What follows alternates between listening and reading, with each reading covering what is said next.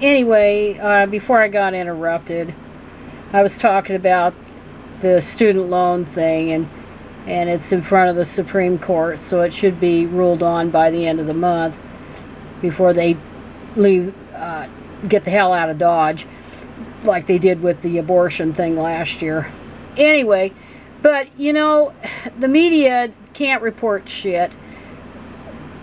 It was all a bullshit resolution. A resolution is not legislation, and it's absolutely toothless. And all that the majority of the House and Senate did is just go and do a bunch of grandstanding and say, we don't approve it, and just do a thing for the red meat for the base or whatever. And they knew that there was no teeth to it. So that was just all a bunch of crap. And then there was, oh yeah, Trump was indicted. Again, he's in trouble. He was charged with 37 counts in classified documents case, indictment says. So, you know, Biden may be without an opponent next year at the rate everybody's going.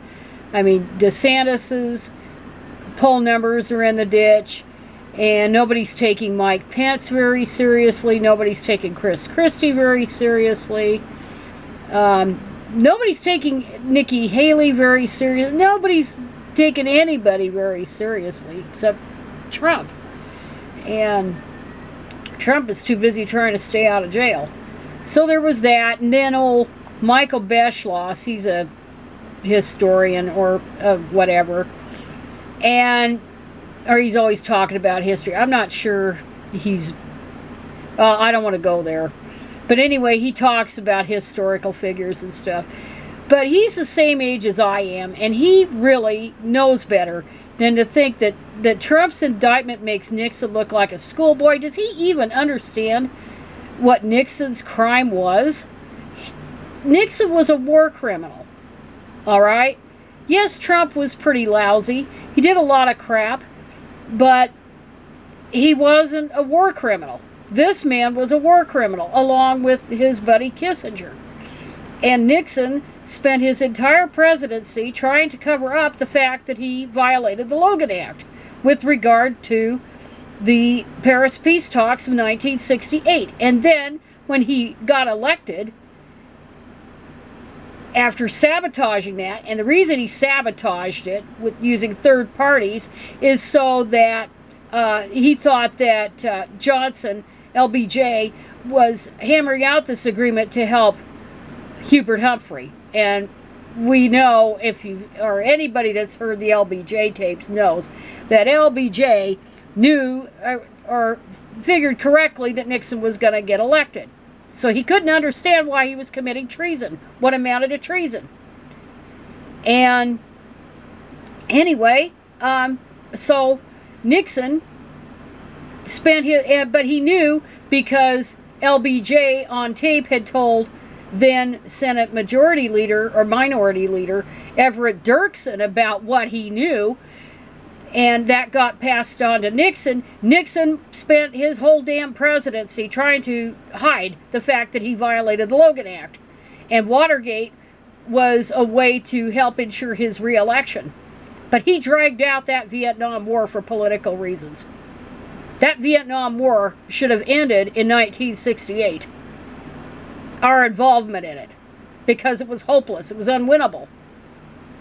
And here Nixon stretched it out. He and Kissinger hammered out an agreement that was almost identical to the one that LBJ did. But he stretched that war out 4 years. Now you tell me what anything that Trump did, as bad as he is on the level of that, where hundreds of thousands of people, military and civilian, died for no reason. You tell me that they're even equivalent. So Beschloss, you need to get back and understand what the hell Watergate was and what Nixon was really trying to hide. Nixon should have been tried at The Hague. Not in Congress, at The Hague. And also Kissinger, who's about 100 years old now. But anyway, that was that. And then Liar Thomas continues to antagonize people.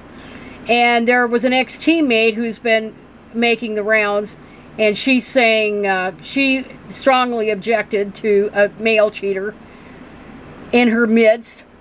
And she says she has attacked UPenn for shutting down any criticism about the cheater joining the women's team in 2020 and alleged that the school effectively silenced him. Yeah, they made threats.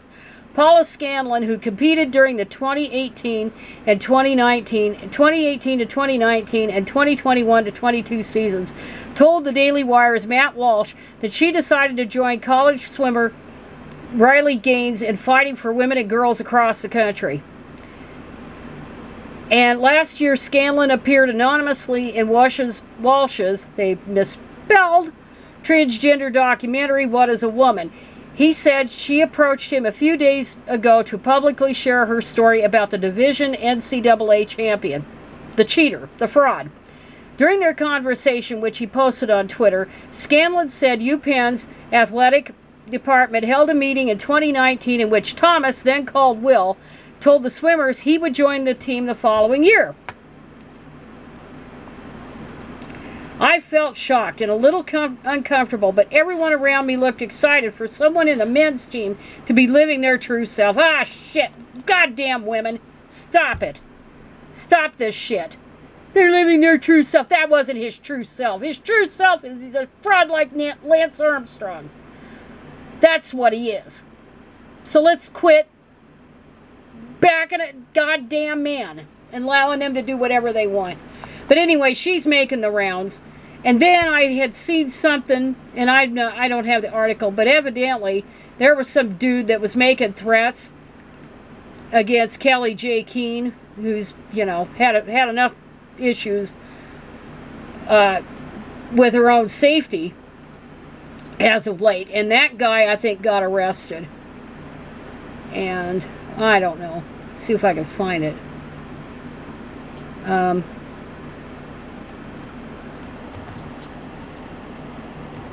Oh, here it is. Is this it? Or is this a different guy? Okay, wait a minute.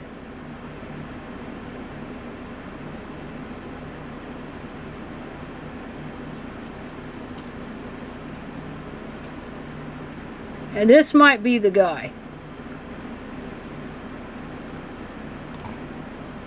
Anyway.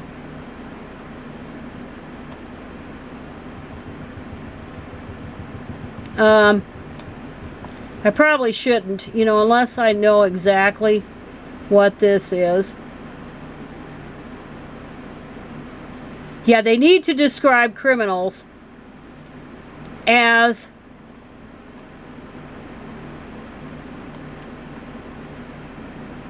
yeah, here it is. Okay, here it is. Here's that article. Anyway, some dude made a threat to Kelly J. Keene, and they dubbed her as anti-trans campaigner, which she is not, because there's no such thing as trans. Okay, you can't be anti something that doesn't exist. But anyway, this guy was arrested after online threats to kill her. And police arrested a man after online threats to kill Kelly J. Keene. A Twitter account in the name of Layla LaFay posted threats to the campaigner, also known as Posey Parker. One tweet said, "I'm a man, and I'm not ashamed to admit that I'd be happy to physically kick the shit out of you, pull your eyes out, and break your spine." Isn't he? This is why these idiots prove women right. Why they can't be in our spaces. Why they can't do this stuff. Because they're screwed up. But anyway, we'll see how that works out. But anyhow, I'm kind of done. And so I did a 2-part video of such. And I will be getting ready to take off to the Redwoods on Sunday. So that is it.